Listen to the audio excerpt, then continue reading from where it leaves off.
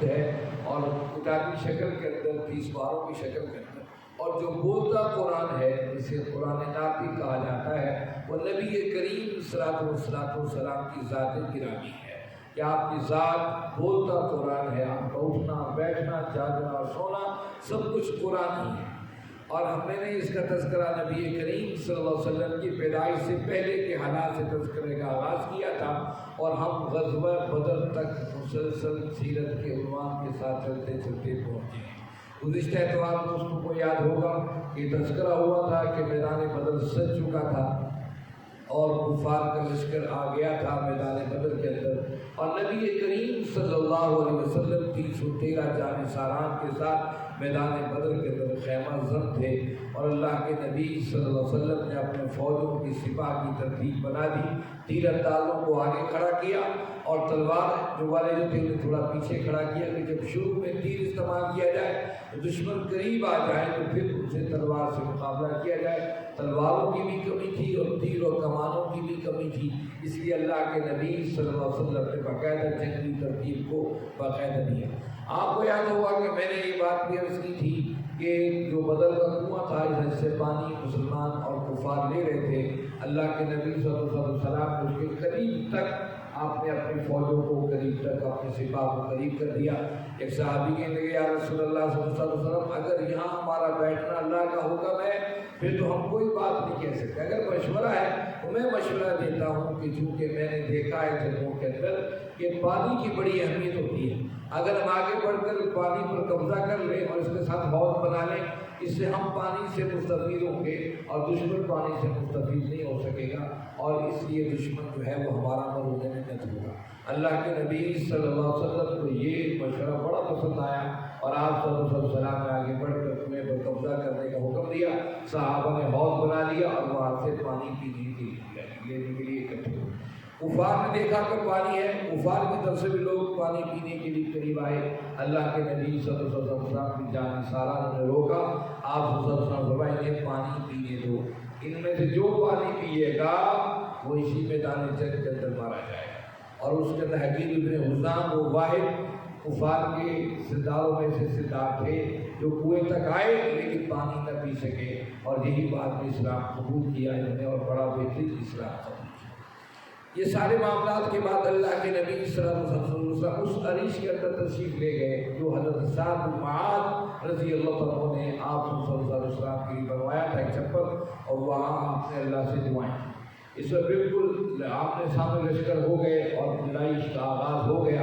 آپ صلی اللہ علیہ وسلم نے تیر کمانوں کو حکم دیا کہ آپ تیر برسائیں، تیر برسائے جا رہے تھے، آپ صلی اللہ علیہ وسلم اس عریش سے نیچے تشریف لائے، اور آپ کے ہاتھ میں مٹھی میں مٹی تھی، اور آپ کفار کے چہروں کے اوپر پھینک رہے تھے، فرما رہے تھے سَيَحْزَمُ الْجَمْعُ وَيُوَلُّونَ الدُّبُرَ، کہ اب یہ لشکر واپس پلٹیں گے، پیٹ پھیر کر بھاگ کھڑے ہوں گے، انہیں قریب شکست ہوگی۔ اسی پر فرمایا اللہ رب العزت نے وَمَا رَمَيْتَ إِذْ رَمَيْتَ وَلَٰكِنَّ اللَّهَ رَمَىٰ، اے محبوب آپ نے ان کے اوپر مٹی نہیں پھینکی تھی، یہ ہم تھے پھینکنے والے۔ آپ صلی اللہ علیہ وسلم نے فرمایا کہ صحابہ خوشخبری ہو، اور آپ نے ابوبکر صدیق کو خاص مخاطب کر کے فرمایا ابوبکر دیکھیے جبریل میرے پاس آئے ہیں گھوڑے کے ساتھ، اور ان کے جسم پر مٹی ہے اور گھوڑے پر بھی مٹی اٹی ہے، 1000 فرشتوں کے لشکر کے ساتھ تشریف لائے ہیں، اللہ کی مدد آ گئی ہے۔ یوں پھر کفار اور اہل ایمان کا باقاعدہ مقابلہ شروع ہوا، اس کے اندر بڑے تابناک اور روشن مثالیں موجود تھیں۔ اللہ کے نبی صلی اللہ علیہ وسلم سے تشریف لائے، آپ کے پاس دوڑو اس جنت کی طرف جس کی وسعتیں، جس کی چوڑائیاں آسمان اور زمین سے بھی زیادہ ہیں۔ حضرت حمام بن عمیر رضی اللہ تعالیٰ عنہ کھجوریں کھا رہے تھے، فرمایا یا رسول اللہ صلی اللہ علیہ وسلم بخ بخ واہ واہ، کیا بات آپ نے کمال کی۔ آپ نے میں آپ نے بخ بخ کیوں کہا؟ میں اس بات پہ حیران ہو رہا ہوں کہ وہ جنت اتنی وسیع و عریض ہے، زمین و آسمانوں کی وسعتوں سے بھی بڑی ہے۔ یا رسول اللہ صلی اللہ علیہ وسلم میں تو اس جنت میں جانا چاہتا ہوں، فرمایا انت فیہ، تم انہی میں سے ہو۔ یہ بات جب سنی حضرت حمام بن عمیر رضی اللہ عنہ نے تو ہاتھ میں کھجوریں جو اٹھا کر پھینک دی، کہا اب تو جنت میں جا کر کھائیں گے، اس زمین پر کھانے کا مزہ ہی نہیں ہے، اور تلوار لے کر دشمن میں گھس گئے اور لڑتے لڑتے شہید ہو۔ یہ ایک واقعہ نہیں، عجیب و غریب واقعات تھے اس میدان کارزار کے اندر۔ اس میدان کارزار عبداللہ ابن مسعود رضی اللہ عنہ فرماتے ہیں میں عبدالرحمن ابن عوف فرماتے ہیں میں اپنے سواری پر اپنے گھوڑے پر سوار تھا، میں دیکھا کہ دائیں اور بائیں میں دیکھا کہ یہ چھوٹے چھوٹے بچے ہیں، اور ایک میرے پاس قریب آ کر دائیں طرف سے کہتا ہے کہ عبدالرحمن چچا ذرا مجھے بتاؤ ابو جہل کہاں ہے جو اللہ اور اس کے رسول صلی اللہ علیہ وسلم کو گالیاں دیتا ہے؟ ابھی یہ بات میں ان کی سن ہی رہا تھا کہ بائیں طرف جو بچے تھے انہوں نے مجھے اپنی قمیض کھینچا، کہا مجھے بتائیے وہ دشمن رسول کہاں ہے جو نبی کریم صلی اللہ علیہ وسلم کی توہین کرتا ہے؟ ابھی عبدالرحمن بن عوف فرماتے ہیں یہ مجھے باتیں کہہ ہی رہے تھے، میں دور سے دیکھا ابو جہل اپنے گھوڑے پر سوار ہے اور اپنے لشکروں کو کمان دے رہا ہے، میں نے اس دونوں سے کہا دیکھو وہ سامنے رہا اللہ کا دشمن، ابھی میں نے اشارہ ہی کیا تھا، یہ دوڑے اور بھاگے اور جا کر اس پر چھپٹ گئے۔ یہ اللہ اور اس کے رسول سے محبت کا پیمانہ تھا۔ میدان بدر کو یوم الفرقان ایسے ہی کہہ دیا گیا، یہاں آپس میں ہی ایک دوسرے کے مد مقابل تھے، کسی کا چچا مد مقابل تھا، کسی کا باپ اور کسی کا بھائی، کسی کا زیرو قریب اور زیرو قارب رشتے دار آپس میں ہی ایک دوسرے کے مقابل تھے۔ ایک وہ لوگ تھے جو یہ بات تہیا کر چکے تھے کہ برادری ازم اور رشتے داری کا کوئی تعلق اللہ اور اس کے رسول صلی اللہ علیہ وسلم کی محبت کے مقابلے میں نہیں ہے، اور دوسری طرف وہ لوگ تھے جو ماضی کے اور نخوت اور برادری اور قومیت کی بنیاد پر لڑنے کے لیے آ کر کھڑے ہو گئے تھے۔ یہ میدان بدر یوم الفرقان تھا، اس کے اندر بڑے عجیب و غریب واقعے ہوئے۔ ایک صحابی کہتے ہیں کہ یا رسول اللہ صلی اللہ علیہ وسلم میرے پاس یہ تلوار جو ہے یہ ٹوٹ گئی ہے، اور یہ محسن بن عکاشہ رضی اللہ عنہ سے کہ یا سوئی کی تلوار تھی یہ ٹوٹ گئی ہے، اب میرے پاس کوئی ہتھیار ہی نہیں ہے۔ اللہ کے نبی صلی اللہ علیہ وسلم دائیں بائیں دیکھا میدان بدر کی لکڑی پڑی ہے، آپ اٹھا کر دیدی کا یہ لکڑی لے جاؤ اور دشمن سے مقابلہ کرو۔ حضرت محسن بن عکاشہ فرماتے میں لکڑی لے کر جب کفار پہ چڑھ دوڑا وہ میرے ہاتھ میں لگتا تھا تلوار ہے، اس سے میں لوگوں کو گردنیں اڑاتا چلا جاتا۔ اسی طریقے سے جس وقت کافر بھاگ گئے اور قیدیوں کو پکڑنے کی باری آئی، حضرت عباس رضی اللہ عنہ کو ایک پتلے سے کمزور سے صحابی رسول نے پکڑا، اور جب پکڑ کر لے کر بارگاہ رسالت میں آئے وہ صحابی کہنے لگے یا رسول اللہ صلی اللہ علیہ وسلم میں نے عباس کو پکڑا ہے۔ حضرت عباس کہنے لگے اللہ کی قسم مجھے انہوں نے نہیں پکڑا ہے۔ ایک گھوڑے پر سوار سر سے گنجا اٹھا اور بڑا خوبصورت شکل صورت کا شخص تھا، اس نے کہا پکڑو اسے، اور میں بے بس ہو گیا اور مجھے پکڑ لیا۔ آپ نے فرمایا یہ چوتھے آسمان کی طرف سے مدد آئی تھی جو اللہ نے تمہیں جو ہے اس معاملے کو ایسا کیا۔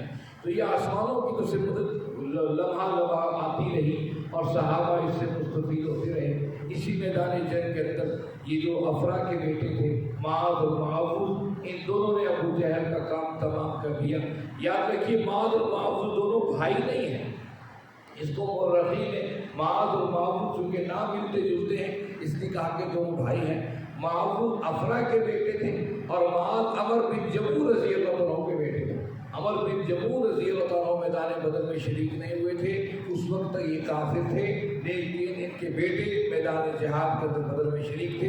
لیکن اگلے سال میدان احد کے اندر عمر بن جموع آئے تھے اور یہ بہت سے لگ رہے تھے، اور یہ کہ اللہ کے نبی صلی اللہ علیہ وسلم سے دعا کی تھی یا رسول اللہ میں اسی لگڑے پاؤں کے ساتھ جنت میں داخل ہو جاؤں کیونکہ میں میدان بدر میں شریک نہیں تھا، میں اس کا کفارہ ادا کرنا چاہتا ہوں۔ ایک ان کے بیٹے تھے ان کا نام معاذ تھا، اور دوسرے معاوض بن افرا جو بڑی مشہور و معروف خاتون تھی اسلام کے اندر، ان کا بڑا ایک مرتبہ ہے، ایک مقام ہے، بڑی بہادر خاتون تھی جن کا تذکرہ حدیث کے اندر بھی آتا ہے۔ ان کے بیٹے تھے اور دونوں نوعمر تھے۔ انہوں نے جا کر کے ابو جہل کو جو گھوڑے پر سوار تھا اس کی پنڈلی پر حملہ کیا اور پنڈلی کاٹ کے رکھ دی، اور اکرمہ بن ابی جہل جو ابو جہل کے بیٹے تھے انہوں نے حملہ کیا اور حضرت معاوض رضی اللہ عنہ کے بازو کو کاٹ دیا، جس سے جو ہے وہ بازو لٹک رہا تھا، پاؤں کے نیچے رکھ کر کھینچ کر کاٹ علیحدہ کر دیا، اور ایک ہی ہاتھ سے تلوار سے لڑتے رہے۔ اور اس میدان کارزار کے اندر شیطان بھی شریک تھا۔ شیطان جو تھا یہ کسان کی شکل کے اندر آیا تھا، اور یہ سراقہ بن مالک مدلجی ایک کسان تھا، اس کی شکل میں آیا تھا، اور کفار کو ہر جگہ دلاسا دے رہا تھا میں تمہارے ساتھ ہوں، میں تمہارے ساتھ۔ لیکن جب بالکل میدان کارزار آمنے سامنے ہوا لڑنے کے لیے مقابل ہوئے، جب اس سے دیکھا سراقہ بن مالک جو شیطان کی شکل میں آیا، وہ شیطان تھا سراقہ بن مالک کی شکل میں، اس نے دیکھا کہ یہ جو فرشتے ہیں، یہ تو فرشتے آ رہے ہیں، جبریل آ رہے ہیں، وہ تو جانتا تھا اس نے کہا یہ تو کام بڑا خراب ہے، اس نے وہیں سے کھسکنے کی کوشش کی۔ اس کے ساتھ دیگر جو مکہ کے کافر تھے کہا سراقہ کہاں جاتے ہو؟ کہا جو میں دیکھ رہا ہوں وہ تم نہیں دیکھ رہے، تم تو دیکھ رہے ہو محمد کریم صلی اللہ علیہ وسلم کے لشکر کو، اور میں ان کو دیکھ رہا ہوں جو اتر رہے ہیں آسمانوں سے۔ کہا سراقہ وہ ساتھ ٹھیک رہو، کہا میں تو اللہ سے ڈرتا ہوں، انی اخاف اللہ، میں اللہ سے ڈرتا ہوں، میں تو یہاں ٹھہر نہیں سکتا۔ اور سراقہ بن مالک وہاں سے بھاگ گیا۔ اللہ رب العزت نے اس کے یہ الفاظ باقاعدہ سورہ انفال کے اندر نقل کیے، انی اخاف اللہ، اس نے کہا میں اللہ سے ڈرتا ہوں، میں تو تم جو دیکھ رہے ہو میں دیکھ رہا ہوں، اور جو تم میں دیکھ رہا ہوں تم نہیں دیکھ رہے، اور یہاں سے بھاگ نکلا۔ اور اس کے بعد 70 بڑے بڑے کافر جو ہے وہ قید میں بنا لیے گئے، اور 70 بڑے بڑے کافروں کو وہاں پر قتل کر دیا گیا۔ اس میں بڑے بڑے سردار تھے، عتبہ اور شیبہ اور ولید، یہ بڑے بڑے سردار تھے جو اس میدان بدر کے اندر قتل ہوئے۔ اللہ کے نبی صلی اللہ علیہ وسلم نے جب مارکہ کارزار ٹھنڈا ہو گیا اور دشمن کے قیدی پکڑ لیے گئے اور دشمن کے بڑے بڑے سردار مارے گئے، آپ صلی اللہ علیہ وسلم نے ابو جہل کا حال مجھے کوئی بتائے۔ ابو جہل کی ساتھ میں عبداللہ ابن مسعود فرماتے ہیں رضی اللہ عنہ، میں ابو جہل کی تلاش میں نکلا، میں نے اس کو دیکھا کہ بڑی عجیب کیفیت کے اندر ہے، آخری سانس اس کے آ رہے ہیں، میں سینے پر بیٹھ گیا تاکہ اس کی میں گردن اتار دوں۔ اس نے آگے کھول کر دیکھا، من کون ہوں؟ کہا عبداللہ ابن مسعود ہوں۔ کہا ہائے میری بدبختی کہ میرے سینے پر آج ایک چرواہا چڑھ بیٹھا ہے۔ عبداللہ بن مسعود رضی اللہ عنہ مکہ کے اندر بکریاں چرایا کرتے، کیا اللہ رب العزت کا اعلان۔ آپ صلی اللہ علیہ وسلم فرمایا ہر نبی کے زمانے میں تابوت ہوتا ہے، میرے زمانے کا فرعون تابوت ابو جہل ہے، اور اللہ نے کس کے ہاتھوں فرمایا ایک چرواہے کے ہاتھوں، تاکہ بتا دیا کہ اللہ رب العزت جس کو جس وقت چاہے جیسے جس انجام سے دو چار کر سکتا ہے۔ تو اس نے کہا، ابو جہل نے کہا کہ میرا گردن ذرا نیچے سے کاٹنا تاکہ گردن کٹی ہوئی بھی بتائے کہ یہ مکہ کا سردار ہے۔ عبداللہ بن مسعود رضی اللہ عنہ فرمایا کیسا بدبخت ہے، آخری لمحات میں تیرا تغرور تکبر نہیں کیا ہے۔ اور پھر اس کے بعد عبداللہ بن مسعود رضی اللہ عنہ نے ابو جہل کا سر کاٹا اور پھر بارگاہ رسالت کے اندر لیا کہ یا رسول اللہ صلی اللہ علیہ وسلم یہ ابو جہل کا سر ہے۔ آپ فرمایا کہ ھذا امتی فرعون، یہ میرے امت کا فرعون تھا جسے تم لوگوں نے قتل کر دیا۔ یہ مارکہ بڑا معمولی مارکہ نہیں تھا، اس مارکے کے اندر عبدالرحمن بن عوف رضی اللہ عنہ نے اس مارکے کے بہت عرصے کے بعد ابو بکر صدیق سے فرمایا، ابا جی میدان بدر میں آپ 3 دفعہ میری تلوار کے نیچے آئے اور میں نے باپ سمجھ کر چھوڑ دیا۔ ابو بکر صدیق رضی اللہ عنہ بیٹھے ہوئے تھے، آپس میں باتیں چل رہی تھی، محبت کی جس طرح گھر میں فیملی بیٹھتی ہے۔ اب عبدالرحمن بن عوف نے اسلام بھی قبول کر لیا تھا، آپ کے بیٹے نے، لیکن میدان بدر میں دشمن کے صفوں کے ساتھ مل کر، کفار کے ساتھ مل کر اللہ کے نبی صلی اللہ علیہ وسلم کے خلاف لڑنے کے لیے آیا تھا۔ اب آپس میں باتیں ہو رہی تھی، بڑے عرصے کی بات ہے، اور آپس کے اندر عام باتیں ہو رہی تھی۔ عبدالرحمن بن عوف نے ویسے ہی کہہ دیا، عبدالرحمن بن ابی بکر رضی اللہ عنہ ویسے ہی کہہ دیا، ابو بکر ابا جی آپ میدان بدر میں 3 دفعہ میری تلوار کے نیچے آئے اور میں نے باپ سمجھ کے چھوڑ دیا۔ ابو بکر صدیق رضی اللہ عنہ غصے سے کھڑے ہو گئے، چہرہ تمتما اٹھا، فرمایا عبدالرحمن اس رب کی قسم جس نے مجھے اللہ کے نبی صلی اللہ علیہ وسلم کی صحبت عطا فرمائی، اگر اس دن میری نظر تجھ پر پڑ جاتی میں اسے دن تجھے قتل کر دیتا اور کوئی رعایت نہ کرتا۔ تو میرے محمد کریم اور آقا کریم صلی اللہ علیہ وسلم کے مقابل آیا تھا۔ یہ تو میدان بدر ایک فیصلے کا دن تھا، اسے یوم الفرقان قیامت تک کہہ دیا کہ حضور کے مقابل تمہارے ماں باپ، بہن بھائی، رشتے دار جو کچھ بھی آ جائیں ان کے سامنے تو کوئی حیثیت نہیں ہے۔ اس لیے قرآن نے کہا قُلْ إِنْ كَانَ آبَاؤُكُمْ وَأَبْنَاؤُكُمْ وَإِخْوَانُكُمْ وَأَزْوَاجُكُمْ وَعَشِيرَتُكُمْ وَأَمْوَالٌ اقْتَرَفْتُمُوهَا وَتِجَارَةٌ تَخْشَوْنَ كَسَادَهَا وَمَسَاكِنُ تَرْضَوْنَهَا أَحَبَّ إِلَيْكُم مِّنَ اللَّهِ وَرَسُولِهِ وَجِهَادٍ فِي سَبِيلِهِ فَتَرَبَّصُوا حَتَّىٰ يَأْتِيَ اللَّهُ بِأَمْرِهِ وَاللَّهُ لَا يَهْدِي الْقَوْمَ الْفَاسِقِينَ۔ اللہ نے 8 چیزیں قرآن کے اندر گنوائیں جو انسان کے سب سے زیادہ قریب ہیں۔ ایک اس کے والدین، اس کے بہن بھائی، اس کی بیوی اور بچے، اس کا خاندان، برادری، قبیلہ، اور اسی طریقے سے اس کا مال و متاع، اس کا پیسہ، اس کا بینک بیلنس، اس کا گھر، اس کی رہائش گاہیں، انسان کو سب سے زیادہ پیاری ہے۔ اللہ نے ایک ایک چیز گن کر بتایا کہ دیکھو کہ یہ چیزیں تمہیں اللہ اور اس کے رسول صلی اللہ علیہ وسلم سے پیاری ہیں، پھر فتربصوا حتی یأتی اللہ بأمرہ، پھر اللہ کے حکم کا انتظار کرو۔ یہ اللہ کا حکم نہیں تو کیا ہے؟ पूरा मुल्क एक अजीब सुधार से दो चार है, पूरी उम्मत मुस्लिम की हालत एक परकाह के बराबर भी नहीं है, उसकी हैसियत कोई नहीं है। फलस्तीन पर दुश्मन पूरी खुले अंदाज से बम्बारमेंट कर रहा है, सिविल आबादी को निशाना बनाए चले जा रहा है, और पूरी दुनिया के अंदर किसी जगह पर भी कोई हुक्मरानों की हलचल नजर नहीं आती है। जो नजरिया, जो आबादकारी का तस्वुर अरबों ने दिया था, उसको यकसर उन्होंने मुस्तरद कर दिया है। हालांकि यूरोप के बड़े बड़े अहम ममालिक ने इसकी हमायत की, लेकिन चूंकि वो बड़ा फिरौन जो अमेरिका है और उसका हामी इसराइल, वो इस बात को तस्लीम नहीं करते, जो सब का सब रिजेक्ट हो गया है। उसके मुकाबले मुसलमानों की हालत क्या है? आज हम अपनी बिरादरी और मामलात और दुकानदारी और तिजारतों में ऐसे सब हमें गज़ा के अहले ईमान याद नहीं है।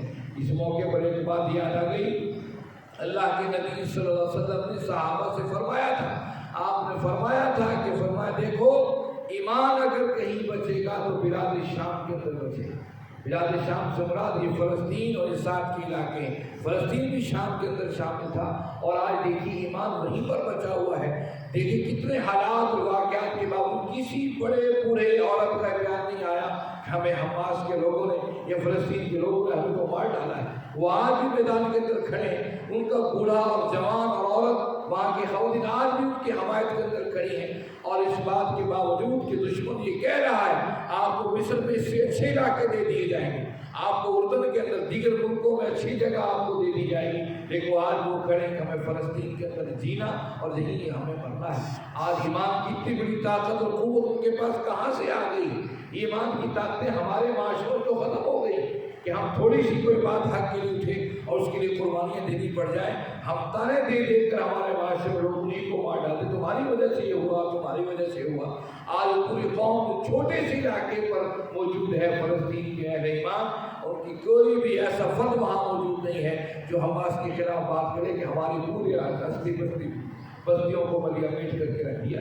ये ईमान की ताकतें क़ुव्वतें, ये मैदान बदर हर जगह सजेंगे और सजाए जाएंगे, और ये मैदान बदर क़यामत तक के लिए वो फुरक़ान कहकर बता दिया, ये अहले ईमान का असर है। और फिर इसी बात नहीं, यहाँ पर अहले ईमान के अजीब व गरीब जो है उनके मामलात देखिए। इस मौके पर मुसअब बिन उमैर रज़ी अल्लाह तआला के भाई जो थे वो पकड़े गए, और वो जो है एक सहाबी रसूल मांग रहे थे, तो मुसअब बिन उमैर ने कहा कि इसे कस के मांगना, इसकी माँ बड़ी पैसे वाली है, बड़ी दौलत वाली। उसने आवाज़ सुनी, पलट कर कहा मुसअब तुम तो मेरे भाई हो, हम तो एक ही माँ का दूध पिया है, एक ही माँ के बेटे हैं, तुम उसे भाई कह रहे हो, मुझे दुश्मन करार दे रहे हो। जबकि अरब कौमियत के अंदर हमेशा भाई गलत हो या सही, कौम का फर्द गलत हो या सही, उसकी पुष्ट पनाही की जाती थी। लेकिन यौमुल फुरक़ान मैदान बदर के अंदर ये कौल फैसल तय कर दिया गया, या अल्लाह और उसके रसूल सल्लल्लाहु अलैहि वसल्लम की मोहब्बत का मेयार और मोहब्बत का पैमाना होंगे। अब मुसअब बिन उमैर ने फरमाया कि तुम मेरे भाई नहीं हो, कि तुम्हारे हाथ बांध रहा है, ये मेरा भाई है। और फिर इसी पर बस नहीं है, अल्लाह के नबी सल्लल्लाहु अलैहि वसल्लम ने फरमाया अपने अपने कैदियों को, ज़माने में जेल तो थी नहीं, आपने कैदियों को तकसीम कर दिया, आप कैदियों का ख्याल रखना, अपने से बेहतर इन्हें खिलाना। और ये मुसअब बिन उमैर के भाई, इनका नाम जो था, अब इनका नाम अबू अब्दली था, वो कहने लगे कि मेरे जिसने मुझे कैद किया था वो खुद रोटी नहीं खाते थे, मुझे खिलाते थे, और खुद खजूर पर गुजारा कर लेते थे, और घर के अंदर जो अच्छे से अच्छी चीज़ होती थी वो मेरे आगे पेश कर देते थे, और मैं हैरान होता था, वो खाते हुए शर्मिंदगी महसूस होती थी, ये घर तो खुद भूखे हैं, मुझे खिला रहे हैं। ये चीज़ें ऐसी थी जिन्होंने कुफ़ार के दिलों में इस्लाम के लक्ष्य है वो ताज़ा कर दिए थे। अल्लाह के नबी सल्लल्लाहु अलैहि वसल्लम कैदियों को लेकर आप तशरीफ़ लाए, और आपने फरमाया कि कैदियों के हवाले से मशवरा दीजिए।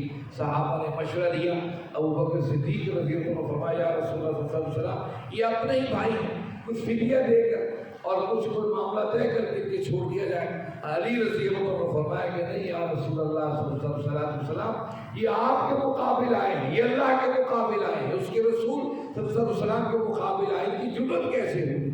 मेरे कैदी मेरे हवाले कर दी जाए, मेरे रिश्तेदार अबू बकर के रिश्तेदार अबू बकर रज़ी अल्लाह अन्हु के हवाले कर दिए जाए, उस्मान गनी रज़ी अल्लाह अन्हु के रिश्तेदारों के हवाले कर दिए जाएँ, और अली रज़ी अल्लाह अन्हु के रिश्तेदारों के हवाले कर दिए जाएँ, और फिर तलवारें लेकर हम खुद अपने हाथों से सर कलम कर दें, तभी मामला ठंडा हो सकता है। लेकिन चूँकि हुज़ूर रहमतुल आलमीन थे, आपकी मोहब्बतें, आपकी रहमतें दुनिया इंसानियत के ऊपर कायम थी, آپ نے ابو بکر صدیق رضی اللہ عنہ کے فیصلے پر آپ نے فیصلہ فرمایا اور آپ نے فرمایا کہ یہ فدیہ دے کر ایک مخصوص رقم دے کر اپنے آپ کو چھڑوا لیں. جو فدیہ نہیں دے سکتے پڑھے لکھے لوگ ہیں وہ ہمارے مسلمان 10 بچوں کو پڑھائیں, لکھنا پڑھنا سکھائیں. آپ نے کفار سے ہی کہا ہمارے بچوں کو لکھنا پڑھنا سکھائیں. وہ ہے کہ یہ معیوب بات نہیں ہے, لکھنے پڑھنے سیکھنے کے لیے کفار کے بعد تعلیم حاصل کرنا کوئی بری بات نہیں ہے, کوئی معیوب بات نہیں ہے, سیکھنے میں کوئی حرج نہیں ہے. اور پھر یہ ایسا معاملہ ہوا. اسی طریقے سے آپ صلی اللہ علیہ وسلم جب واپس تشریف لے کر آ رہے تھے, آپ ایک رات ایک جگہ پڑاؤ فرمایا تو آپ صلی اللہ علیہ وسلم کی کیفیت بڑی عجیب تھی. آپ پریشانی کی حالت کے اندر ٹہل رہے تھے. عمر فاروق رضی اللہ عنہ تشریف لائے, کہنے لگے یا رسول اللہ صلی اللہ علیہ وسلم آپ پریشان نظر آتے. آپ ہاں کسی نے میرے چچا عباس کے ہاتھ کس کے باندھ دیے ہیں, ان کی کراہ مجھے سونے نہیں دیتی ہے.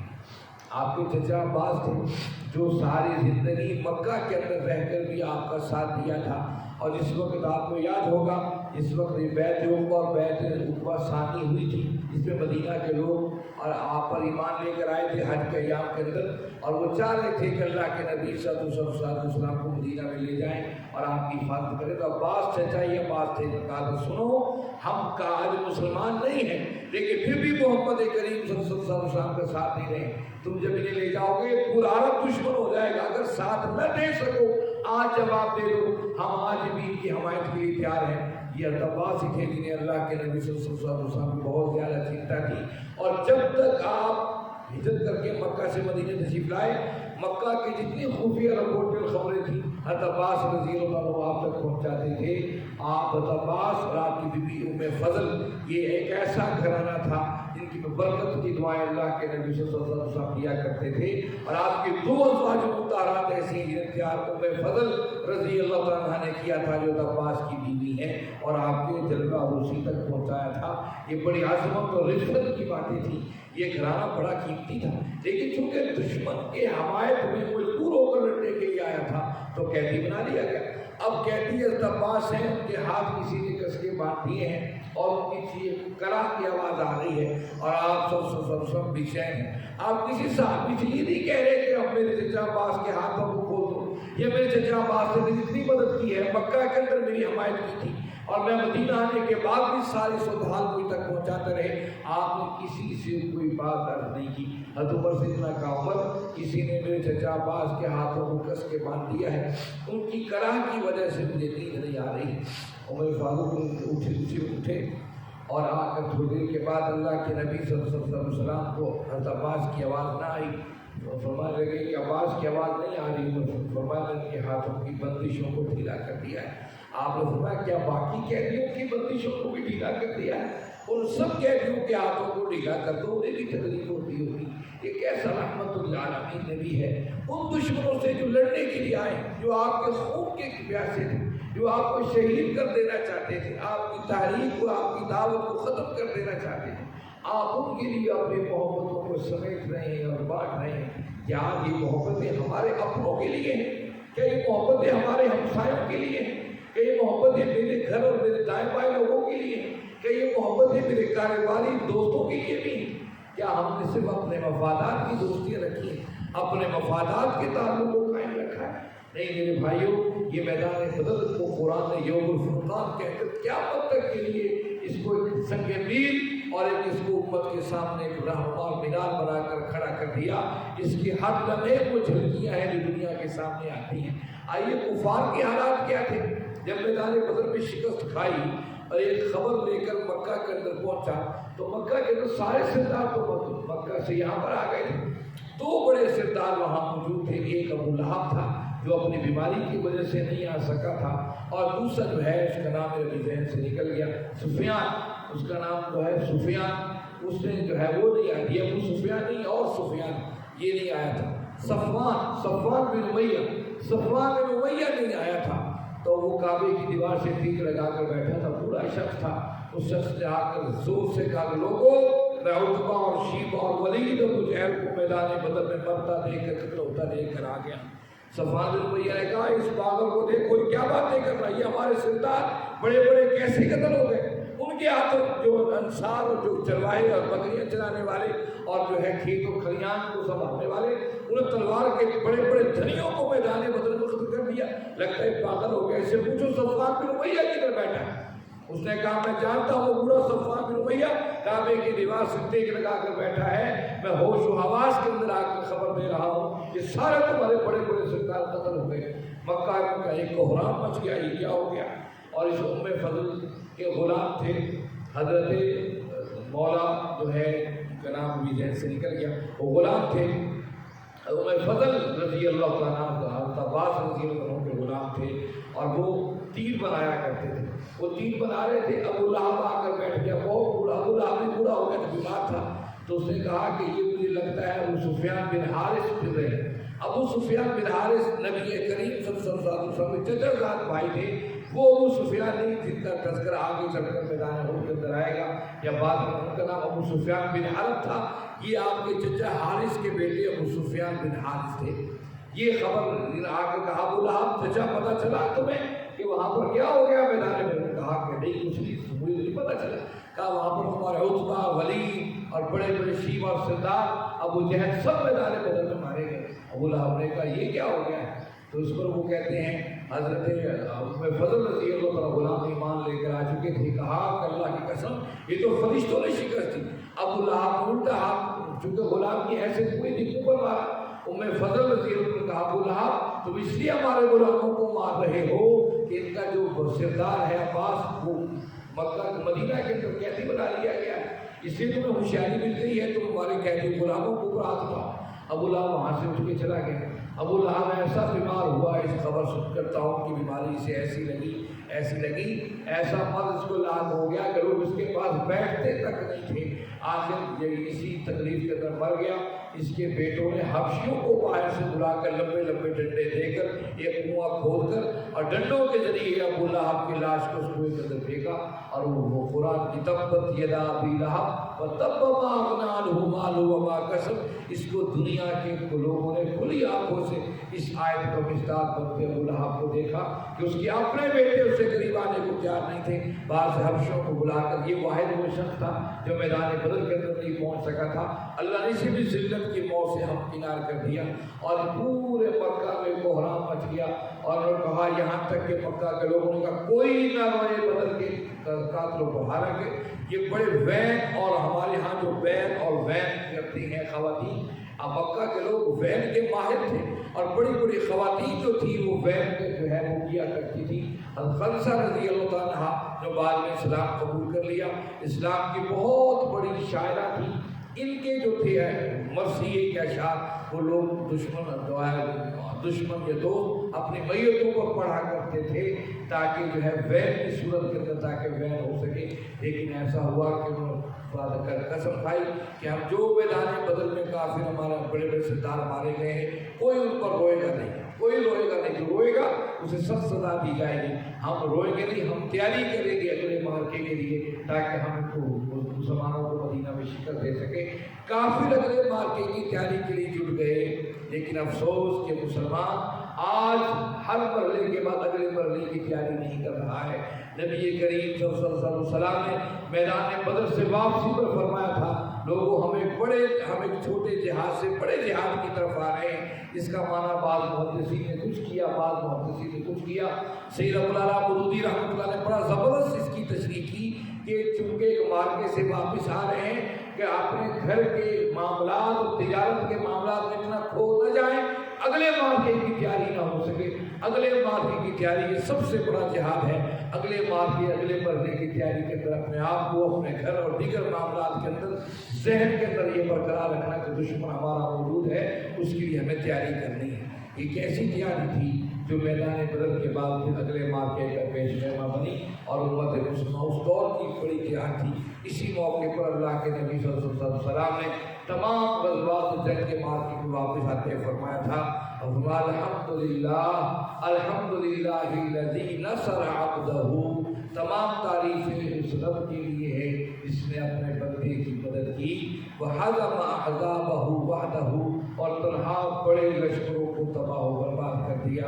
اور اسی موقع پر عید الفطر کا اعلان اللہ کے نبی صلی اللہ علیہ وسلم نے فرمایا تھا۔ یہ غزوہ بدر سے واپسی پر گویا عید الفطر ایک جہادی علامت کی نشانی ہے، اس امت کی جدوجہد کی علامت کے طور پر اس امت کے حوالے کی گئی، لیکن ہم خوشیوں کو کن معاملات میں اڑا دیتے ہیں یہ آپ اور ہم سب جانتے ہیں۔ یہ وہ میدان بدر تھا، اس کے اور بہت سے کئی واقعات ہیں، انشاءاللہ موقع ملا ہے اس کا تذکرہ مزید ہوگا۔ اللہ رب العزت سے دعا ہے کہ رب العزت آپ اور ہم سب کو سمجھنے اور اس پر عمل کرنے کی توفیق عطا فرمائیں۔ وآخر دعوانا الحمد للہ رب العالمین، والصلاۃ والسلام علی سیدنا